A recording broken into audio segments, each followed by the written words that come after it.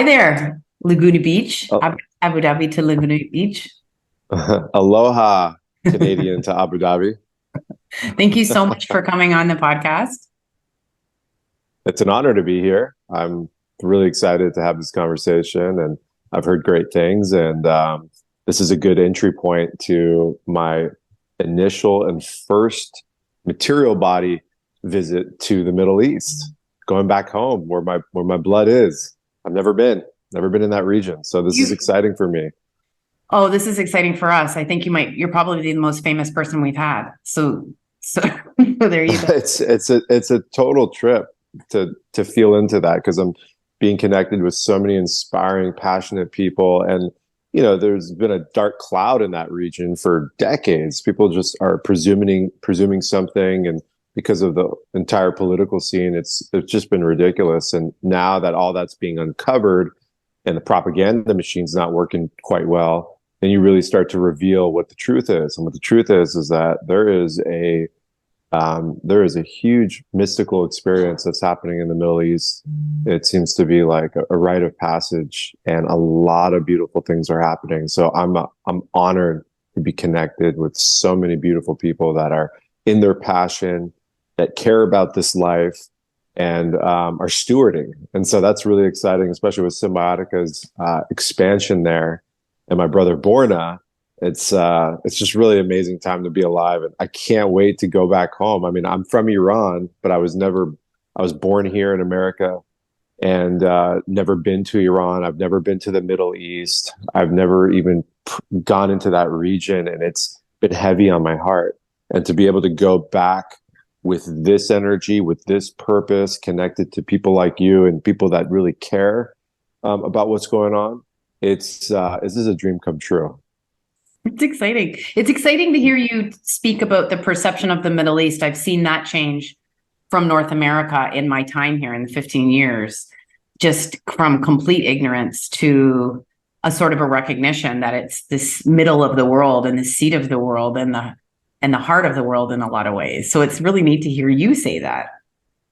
Yeah, I mean, that's the beginning point, right? I mean, it's the head of on top of Africa. It just goes right into it, and that area is so rich in, I would say in story, and so rich in culture. And you have prolific the Arabic world, and all that holds, and then you have the Persian world and what it all meshes in there. It's brilliant. The colors, the sounds, the foods, the culture. It's about time that area gets recognition, and it's pretty exciting that the people running the show over there, from what I've gathered, and especially in the United Arab Emirates world, is they really care about things that matter. Like they care about health, they care about movement, they care about education.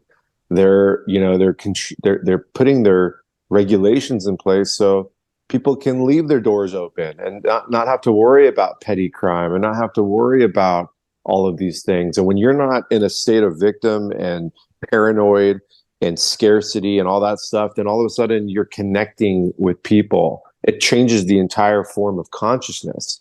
You take a place like San Francisco, which was once, the Haight-Ashbury and the most beautiful place ever, and things coming together. You can't even walk in the streets there anymore, and it's become it's like a ghost town. And it shows you what having the right infrastructure does. And I'm not a person who's big on laws and big on all these things, but you have to have some order when you have high dense populations and you have movement and business and all these things.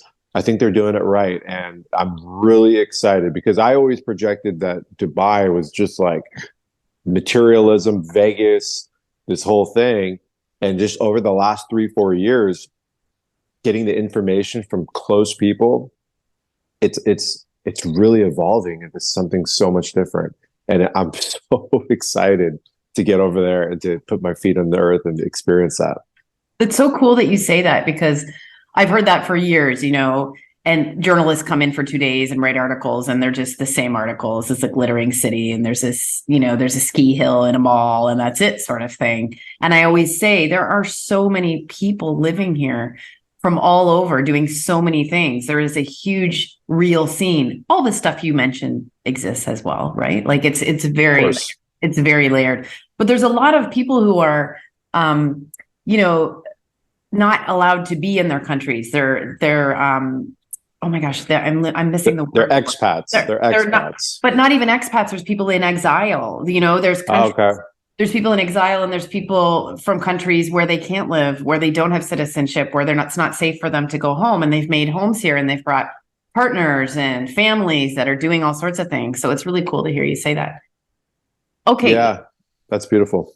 Let's talk about your company, because I think a lot of people think supplements and it's like this wall, this confusing wall that you see when you go into the pharmacy. Your company is completely different. Can you sort of just give us the ABCs of how you got started and why you're different? Great question. It's a combination of innovation, of trust, of doing things outside of the normal, and really having intention to help people. I've been around health my entire life. I've been mentored and tutored and stewarded by some of the most expansive minds in the fields of health, Ayurveda, traditional herbal medicine, Chinese traditional herbal medicine, also allopathic care, combination of all that, also understanding our genetics and understanding the evolution of the body and things of that nature, and farming. And I was privileged to have those mentors, and also privileged to be introduced to Dr. Rudolf Steiner at such an early age. Dr. Rudolf Steiner created Waldorf education and biodynamic farming. He was a philosopher in the late 1800s into the 1900s, Austrian, clairvoyant, spiritual science. And he created a system called anthroposophy, which is the wisdom of man. And with that came a very deep cosmology and connection between the human heart and the development of our faculties of human being, and developing free beings with free thought that would get out of the linear mentality, that industrial mentality. So it's literally the antithesis of monocropping and big organization building and all these different things that are destroying the earth and giving you subsidized and terrible products and terrible things. So that way of thinking is what built Cymbiotika, along with the backs of brilliant minds in entrepreneurship. My CEO and business partner, his name is Shahab Elmi. He's a childhood friend of mine that reached out to me after I had started Cymbiotika about a year into it, and said, whatever, a very successful man, biggest heart, and said, whatever you're doing, I just want to be part of it. Let me come in and take the reins of all the business stuff. You continue to do what you're doing, which is building product formulations, being the face of. He said, I remember, I'll never forget, he said, I want my two little girls to remember me for helping the world, not for making money. And he had already been very successful and exited a few companies, things of that nature. And he didn't have to do this. This was more something in the karma called on to him. And this is someone I'd known since I was 15 or 16. And we had a gap in our relationship, almost 10 years, where we didn't really see each other. We were in our own worlds. And I had just gotten back from a vision quest. I was spending time in the jungles. I had sit with the shamans. I'd gone through initiations. I had died many times, if that makes any sense to you, and completely dematerialized into a whole new being. Actually, I kind of went back into my 12-year-old self. And so it was a radical explosion into the journey of life. And it hit me that it was time to make a change in the supplement space. I'm big on foods being your medicine, but I also know that our soil is shot, our hydrological cycle is destroyed, nutrients aren't getting into the food. I don't care if it's organic. That doesn't mean much at this point, outside of, what we can consume to be healthy for our body. And so that was the spark of creating Cymbiotika. And since then, it's been a roller coaster ride of just so many people jumping on board. I've have an incredible team around me, of incredible feminine in my life that's representing Cymbiotika and creating stability, and a lot of ferocity and fire of really growing this. And we are the fastest growing brand in the world right now in this space, by far, not even close. Our growth over the last 3 years has broken every record where people can't even understand what we're doing. And we've done that internally in terms of there's no outside capital in Cymbiotika. We've completely bootstrapped it, which has been tough, but at the same time, it gives us the power to be able to develop things outside of the normal scope that most companies are, in a box with, because it's not hitting margins and things like that. We're not a high margin company, but we make the best products. And I remember that was part of my, I would say the entry point is like, we're not going to sacrifice anything. We're going to make the best. I don't care what our cost basis is. At some point, we'll break even. At some point, it's going to work. And it has created this trust in the marketplace that we really care. And you can see it on how we manufacture things. You can see it in the products. You can see it in the quality. You can see it in the ingredient list. You can see it on how we source things. It's all trust by transparency. I'm super transparent. And it's also, we've built a system where it's about education and really teaching people why these things are important and what they can do for you. My whole thing is that I don't want people to hear me speak and go, oh, okay, what do I need to take? It doesn't work that way. People need to really understand what glutathione is, and understand what a tripeptide is, and understand what these materials do in the body, and how it's the master antioxidant, and how it's manufactured endogenously within the liver and other places in the body, and how it chelates molds and toxins and heavy metals out of the body, and what cycle of the body it's time, what time of the day is the perfect time to take it, understanding our circadian rhythm, understanding how our endocrine system works. My whole thing is you have to practice your own discernment in order to make a choice that's going to benefit you. If you're just listening to someone telling you what to do, you might do it for a couple of weeks or a couple of months, and then boom, you're on to the next thing. It's just like, remember in high school or middle school, you had some like ridiculous test that meant nothing to you, and you crammed the night before, you aced it the next day, and then 3-4 days later, you couldn't get one of them right because you had no intention in there. There was no intention to learn that because you didn't care. It's the same thing I'm seeing with food education and understanding how our bodies work. And so Cymbiotika is not a supplement brand. We're a movement. We're an educational movement. We just entered what I call Cymbiotika 3.0 in terms of product development. Our last couple of formulas that we released are very, very, I would say, outside the box, things that have never been done before, outside of just our liposomal technology stuff. And we have the most brilliant team.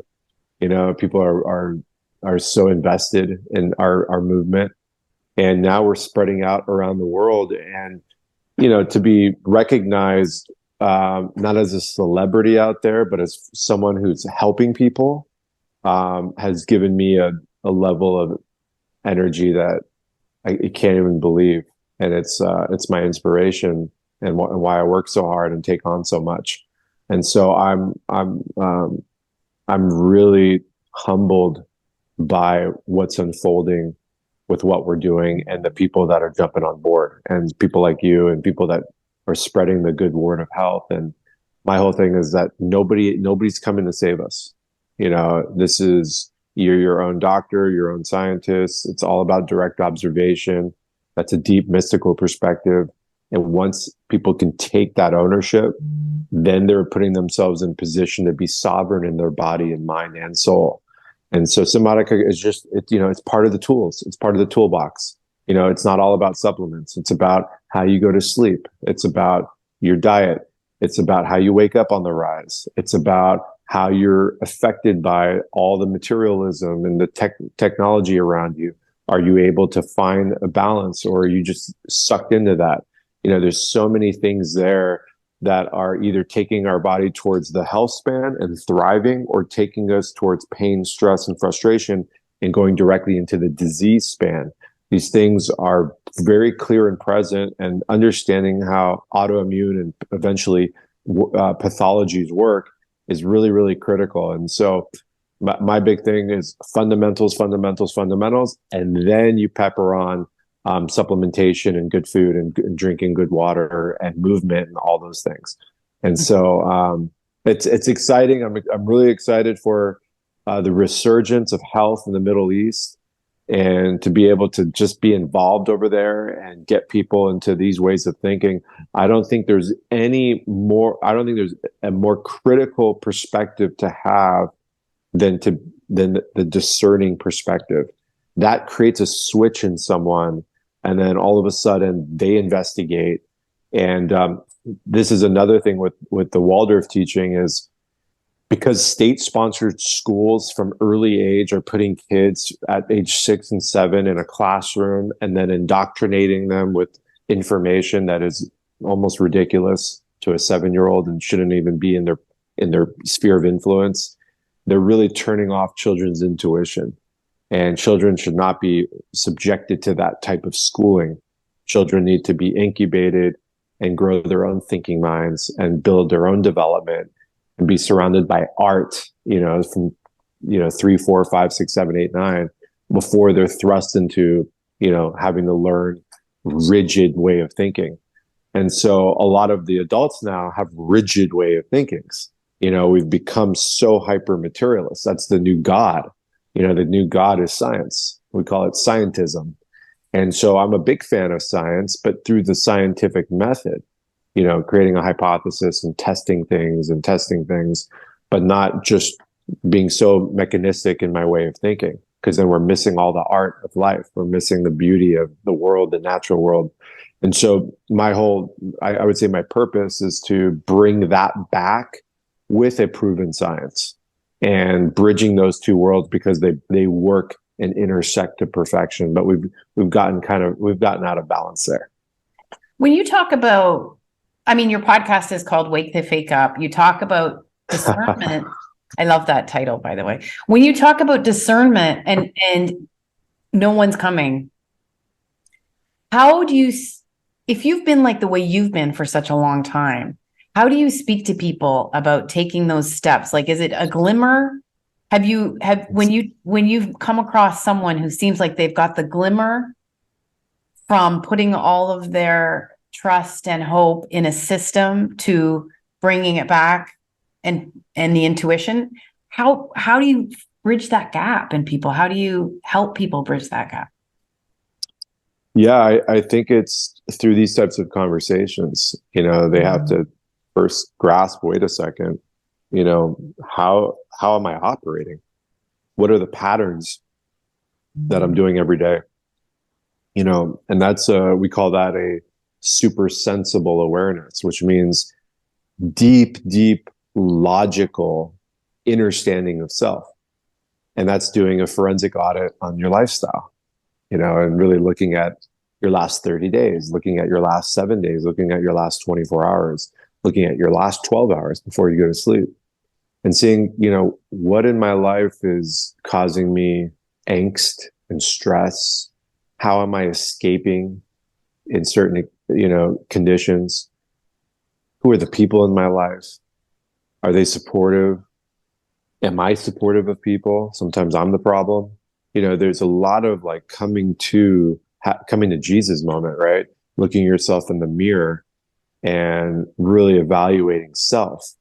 We're very quick to judge and to point fingers and to say the system is terrible and my partner is terrible and I have the worst friends, and it's like victim. And a lot of those could be accurate, but how long are you going to keep playing that card and embody that? Because you're just in the wheel and you're in your depressive shadow. And so if you're hearing this and you're listening to these words, it might be time to do an audit on yourself and really investigate who you are. And then usually going down those pathways opens up a lot of different memories and traumas and things that conditioned you to have this type of experience and to have this compulsive reaction and have this anger and resentment and frustration. And it's not a depressing thing. It's just sometimes you got to go through the fire a little bit to make it through. You know, that's part of alchemy, right? And that's being an alchemist. The philosopher's stone, if people understand what that truly is, it's not about turning material mercury into gold, as the ancient alchemists were trying to do. It's the philosopher's stone is alchemizing what you've gone through and the traumas that you've gone through and turning your consciousness into gold and being able to transmutate a lot of the suffering that is pre-existing in your everyday and causing you to go into those cycles. And so that's an ancient practice. And that's found in not only, you know, through the Hermetic code of Hermes Trismegistus, but you can find that in Egyptian lore. You can find that in the Druid lore. You can find that in the Tao, you know, all of these ancient, the Buddhism is that we are, you know, basically, are we going to just be caught in this loop and recycle it? And that's a form of karma too.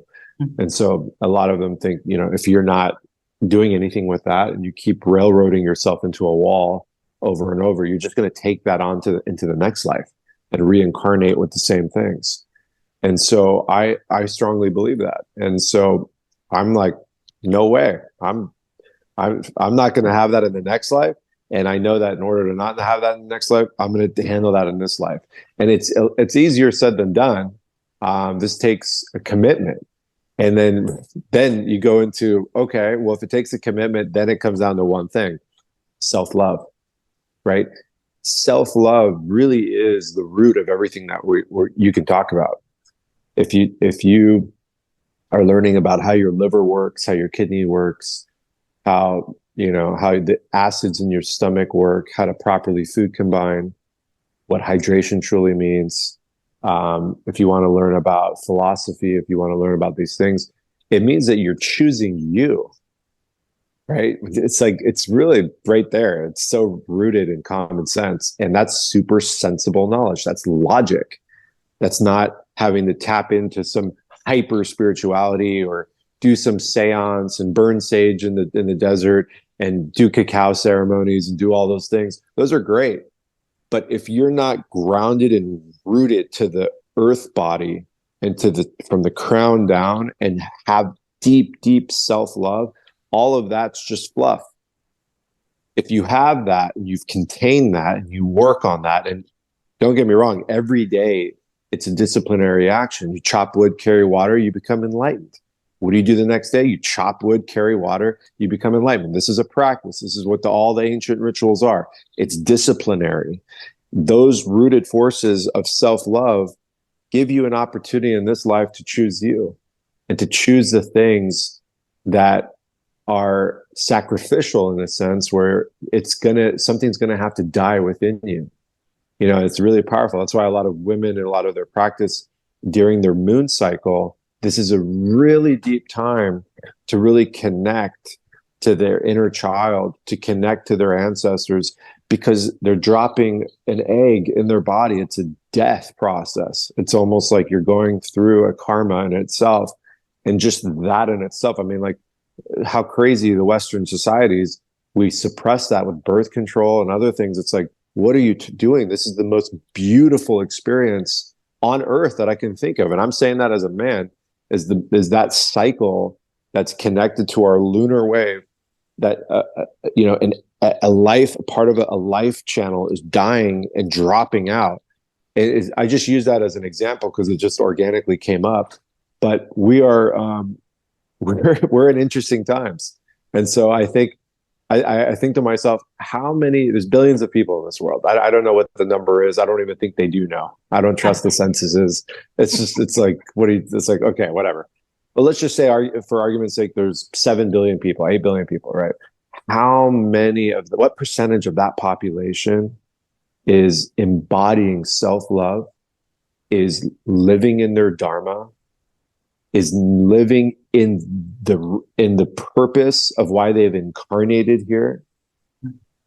And that's when it hits me. I'm like, wow, we have a lot of work to do. And is not shocking when you see what this world is, what's going on in this world right now. When you talk about geopolitical stuff, when you talk about societal norms, when you talk about all the pain, all the economic stuff, it's crazy what we've done to our earth. It's out of control. But that is a product of people living a false identity. Because if you're in a false identity, you're angry and frustrated, and you're reaching for things that aren't good for you, and you're looking to escape. You throw that in with this technology wave of social media and movies and all of these things that take us out of the present. It's like, no wonder we're just like, we're in some kind of amnesia. And when you're in all those pains and you're biochemically falling apart, you don't have the right nutrients in the body. You're not properly mineralized. The electricity system in your body, because we're electrical before we're chemical, is not properly working. It's not rocket science, or it's not some big, huge discovery to wonder why our populations are getting sicker and sicker and sicker. And I think after what we just experienced over the last couple of years, I look at it as a positive. I think that there is a phoenix being birthed in so many mind, bodies, and souls. I see it with the mothers in my life. Oh my God, you with the mothers, you better be prepared. And so the mothers are standing up, and they are on fire energetically. And it's drawn the line in the sand, and people are looking for a call to action, and people want to be part of a society that's thriving. People want to care. And I'm part of that. That's my reality. I don't want to be part of anything other than that. And I also, just to put a bow on this, I also look at when there's a lot of people that reach out to me and says, with all the doom and gloom, and people are talking about apocalypse stuff and all this kind of stuff. And I go, okay, yeah, there's a lot of things that are pointing in that direction. There's a lot of things that are falling apart. Infrastructures are falling apart. People are suffering. But I also, to take the stress off of it and to just kind of let it not take a grip of you, because if you're so holding on tight to all these things, and you're suffering. And it's to see this all as like, some kind of cosmic joke or some kind of cosmic giggle. And when you can let that kind of like flow out and just say like, this is where we're at, we're moving through it, it takes the pressure off. And when the pressure's off, we can then make the right decisions. Because when you're in a place of fear, you're going to take on anything to resolve that fear. That's called problem, reaction, solution. And a lot of the old oligarchies, or whatever you want to call them, would use that method. They'd create a problem. They knew there'd be a reaction, a psychosis, and then they would provide the solution to the problem they created. And so that's a tactic that's been going on and on and on, and so I want no part of that. And I think we need to be free in our minds and our hearts and souls. And it begins with self-love. It's internal. It's changing the things that we're doing every day that could be taking us out of alignment. And that needs to occur on an individual basis before you can think about helping anyone else. Yeah, I've had any tangle I've had with anyone on social media in a culture war sort of way. I concluded, like, I think there's people who just won't be happy unless you're living in shame. And I feel like we don't need anyone else living in shame. That's just not a solution for anything. Have you had this experience online? Probably. Of course. Absolutely. I mean, it's, someone's disposition of energy and frequency is magnetized to someone else. They want to off-gas that. They want to, that's how things spread like that. That's why, the law of attraction is real, right? It's beyond just, you call in what you want and then it comes to you. It's on a, it's actually been studied that frequency, whether it's, shame or whatever it is, wants to hit somebody else. It wants to escape into another soul. It's like parasitic by nature,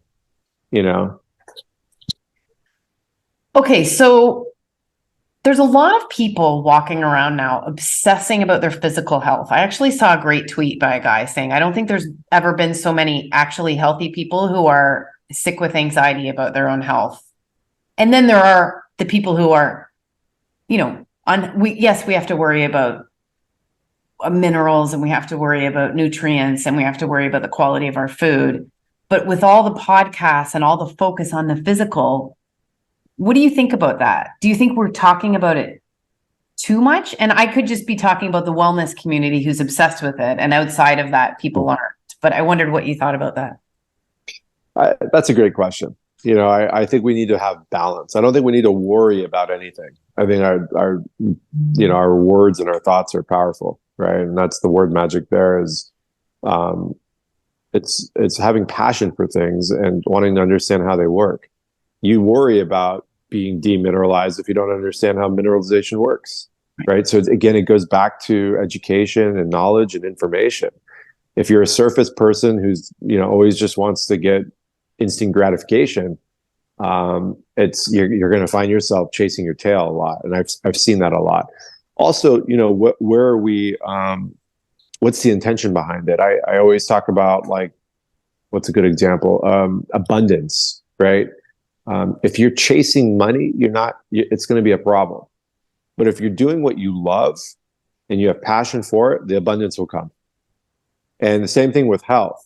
If you're chasing your health, or you're chasing for an aesthetic to look a certain way, then you're going to be chasing that your whole life, and you're going to be behind the 8 ball. But if your desire is to learn how your body works and to get healthy and feel good, the side effect of that is good aesthetics, right? So it's like, you get what I'm saying? So it's, where are we placing our intention? And that is a critical component to being in a sovereign state, and to find a flow state that works, where you're building momentum in the right direction. And I think momentum is important to discuss per this question, is that, you know, if you start doing little things here and there, you start creating more space for yourself to commit to self-love practices. Maybe it's like, okay, I'm not going to eat that food anymore, or I'm going to get off the Netflix, or I'm going to reduce my screen time, or I'm going to not go hang out with the same group of friends twice a week that are drinking till 2 a.m. or whatever it is. And instead of getting to bed at 12:30, 1 a.m. every night, I'm going to commit to getting into bed at 10 p.m. tonight. I'm going to wear my blue blocker glasses as soon as the sun goes down. Whatever. These are things that you're creating momentum, and you also understand why they're good for you. And so you're not becoming a hypochondriac. You're not chasing things. It's just you're your own scientist, and you know these things work, and now you're creating a practice that creates momentum that goes into bigger decisions and makes bigger shifts in your life. And that's really, really important. That's something that we have to take ownership for. And I think that creates balance in people's lives.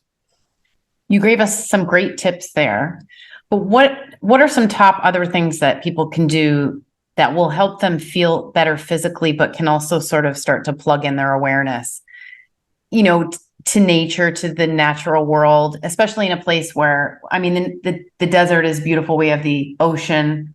A lot of people say there isn't nature here. There is, but it's not so obviously, you know, a forest everywhere.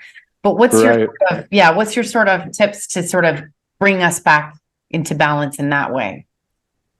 That's a really good question, because I'm a forest guy. I mean, if you saw where I'm at right now, I literally live on the top of this cliff with trees and gardens and the Pacific Ocean. And this is my climate. This is where my body acclimates to. I like that moderate temperature, cool California weather, and you know, sometimes Hawaii too. The heat is something that doesn't really work too well for my disposition. So I was thinking about the desert and thinking about. So should we speak specifically to the desert? And the heat, because we're heading to 50 degree, you know, we're heading to 50-degree days now. And yeah. So that's 50 Celsius. So what is that, like 105, 110? Yeah. Yeah. Okay. Yeah, that's hectic. That's a great word. Yeah. It's you know, I think you build a faculty when you start getting in that rotation, right? So if I was living in the desert for 10 years, then my body adjusts to that. And that's how the body works. The body self-regulates. It's pretty fascinating. It makes total sense though, right? Sitting in air conditioning all day long is probably not the best bet, right? Because you're taking air, oxygen and air and other materials that are in the air, and you're condensing it, and it's not what the human body is designed to breathe, and that causes immunological problems. And so I'd have to look deeper and understand it better. But I think with certain plants and certain filtration systems and other ionizing things that you can add into your home and things of that nature, that is critical if you're going to be living in air conditioning.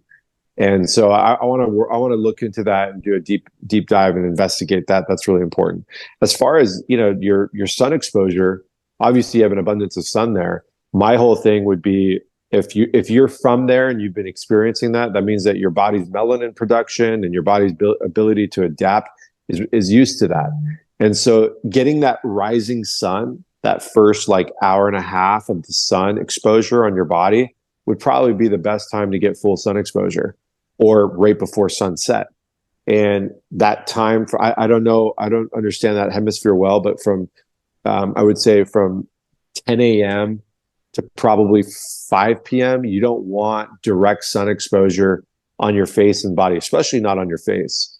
And I'm a big fan of the sun. The sun is our chief operator of all things immune system and all things biology. In fact, if you don't get sun exposure on the rise, then there's no way you're getting good sleep. It's the sun that activates, melatonin production, and we need that on the rise. And not only melatonin production, but our immune system. There's 3,000 different genes associated with that. And we always hear about vitamin D, which is actually hormone D, and that's synthesized through UVA and UVB light hitting the cholesterol in our skin, which then converts that into a hormone, which then turns on our immune system and turns on all the different things in our body, which is so important for us. So if you're in the desert, I think a lot of movement, not full sun exposure. Definitely be wearing a hat and clothes and things of that nature. You also know who you are. My skin color, my melanin production is going to be different than someone who might be fair. And another thing is you can't go from one climate to another and expect it to be the same thing. It's all different. You can't be wearing sunblock for 10 years and then go to the desert and expect you to have the same thing, because your body, you've created a handicap for your body by wearing the sunblock, right? So I have friends that, they wear sunblock and then they go down to Costa Rica and they go on a surfing trip and they don't wear anything for 6 hours and they get nuked. I mean, they're almost second, third degree burns. It's insane. It's because the body was not prepared to go to an equatorial region. Movement is important. So, getting movement, and then also grounding to the earth. So I'd have to understand where the actual real earth is. I know that they brought in a lot of sand and stuff like that. And so I just need to understand that connection. Breath work, getting your breath work in, super critical. That's foundational. Also knowing where your water is coming from. Again, that's another thing that I don't know yet. I'm very curious on how water is working there, where that water is from. I'm a spring water guy. I'm not a filtered water person. I drink spring water. For the minerals. For the life force. It's a live water, it's structured water. It was water that came out of an aquifer a mile deep with purpose. That water is recognized in the body as hydration.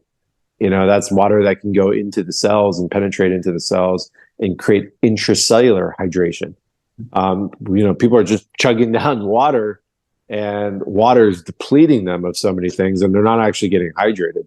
So making sure you have proper salts in your diet out there, getting Celtic sea salt is really, really important, especially in the desert because of that heat.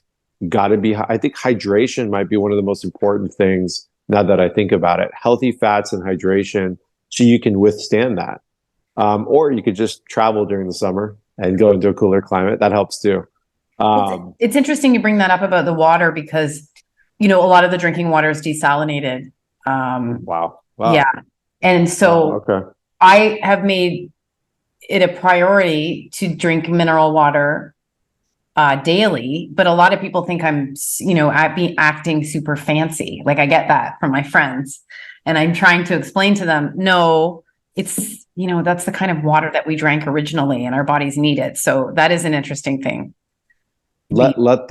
Be fancy. It's like, cool. You can drink your desalinated, Gulf water. I'll be over here with my fancy mineral water. Wait, this is the way that I fancy. That's funny. It's like, what do you like? It's insanity. Also filtration, like proper filtration for showering and bathing is probably key. Again, I have no idea what the water looks like over there, the municipal water, what's in the tap. I have no idea. So I'm very big on making sure that you're bathing in clean water. It's almost as important as drinking clean water. You're absorbing everything in your body and you're breathing in the vapors. Yeah, it's like people just forget that you're a sponge in all levels. I did forget it because I have a filter on my tap, and then they said we can do your shower, and then it was really expensive, and I said, I'll do it next year because I was like, it's what I'm drinking that's the most important. No, no, you're at least drinking. You have filtrations. Breathing in hot water that's, let's just say like it's here in Southern California, the municipal tap water here is a disaster. And if you're breathing that in, it's going directly into your bloodstream. Of course. You don't have any defense systems, and the lungs is the fastest way to get a drug, chemical, toxin into the body. It's insane. Of course. Yeah. Okay, so I wanted to ask you about the liver. You talk about the liver a lot on your social media. Your social media is awesome, by the way. I just love it. It's like a breath of fresh air on my feed. But you talk a lot about the liver, and I feel like people don't think about their liver a lot. People think about the liver and alcohol.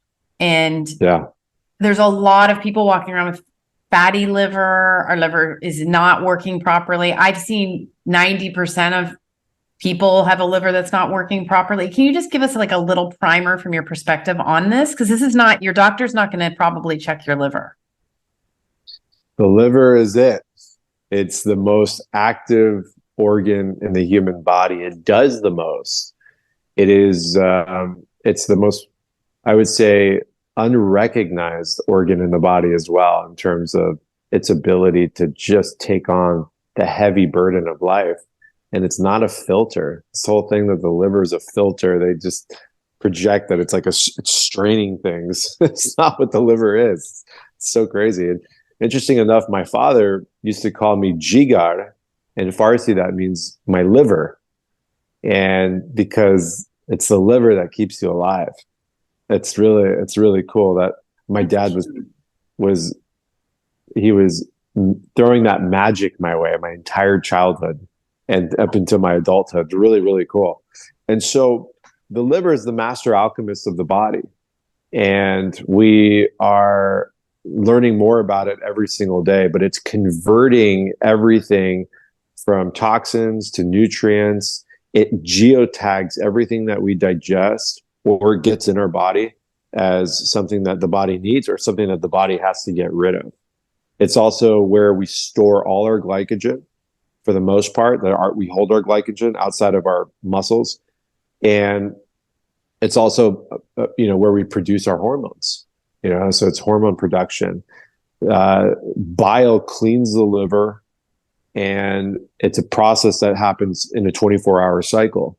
And so if the liver is stagnated because you're polluting it with toxic foods, let's not even talk about alcohol. Alcohol is a whole other subject, but just toxic foods. And what I mean by toxic foods is your food combining is off.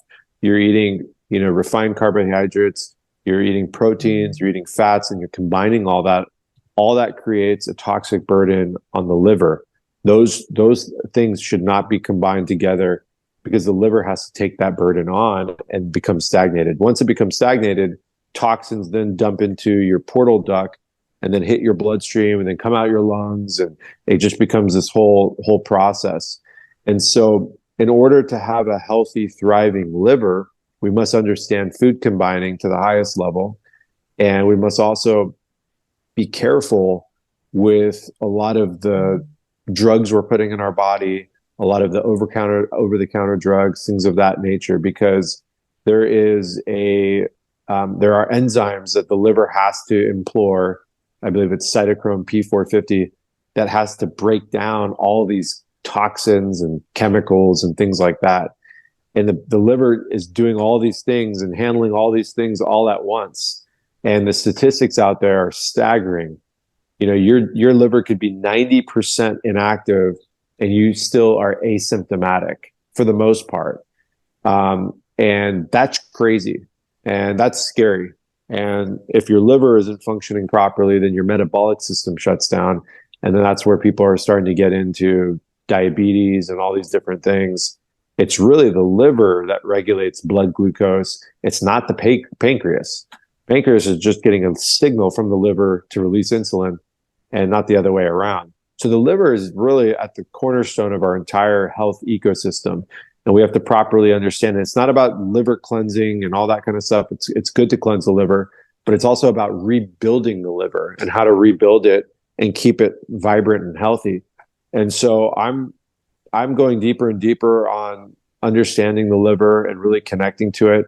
And the traditional Chinese herbal medicine doctors, ancient Chinese practitioners, they knew it. The liver is where we store all of our anger and frustration.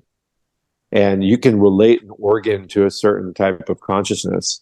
And if you're quick to react, if you're easily frustrated, if you're, nonviolent violent communications happening all the time, most likely you have a stagnated liver. And then physical things, just the jaundice appearance, the yellow in the eyes, the blotchy skin, edema in your feet. I can go on and on. There's so many things that a stagnated liver does. You throw anger and frustration and eating, highly refined carbohydrates, then you throw alcohol in the mix and other substances. It's like it never had a chance. And so the cool thing about the liver is that if one day you decide, hey, it's time, let's go for it and rebuild and restructure this thing, you have that opportunity. But there are moments where you've crossed into the too late phase.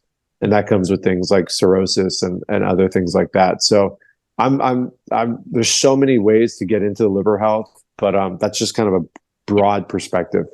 That's our 101. Yeah. I could ask you questions all day because I love this stuff and you have such an open mind, but thank you. Thank you for we'll do this. Yeah, we can do another round of this for sure. I'm here for it. Okay. I really appreciate it. Thanks for talking to Live Healthy and excited to see how you're going to grow in the Middle East and for you to come and visit and come home.